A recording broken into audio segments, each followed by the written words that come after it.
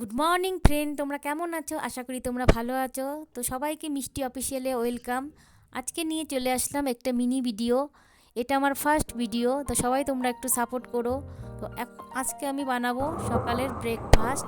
তার জন্য আমার কালকে রাখা ছিল একটু ভাজা পনির, সেটা দিয়ে আমি বানিয়ে নেব।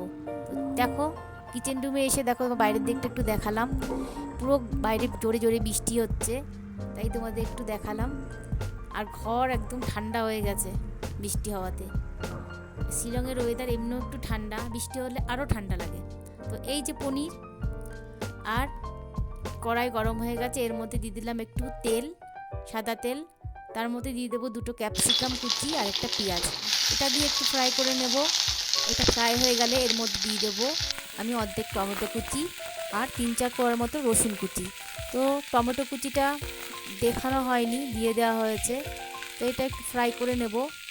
ফ্রাই করার পরে এর মধ্যে দিয়ে দেবো কালকের ভাজা পনিরগুলো। তো কালকের ভাজা পনিরটা দিয়েও একটু ভাজা ভাজা করে নেব। এটা খুব চটজলদি রান্না আর খেতেও খুব ভালো হয়। তো সকালে ব্রেকফাস্টে আমি মাঝে সাঝে এই খাবারটা বানিয়ে থাকি। তো এর মধ্যে এবার দিয়ে দেবো আমি টমেটো কেচাপ আর দিয়ে দেবো গোলমরিচ গুঁড়ো। তো তোমরা চাইলে এর মধ্যে লঙ্কা কুচি দিতে পারো, যেহেতু বাচ্চারা খাবে তাই আমি দিলাম না।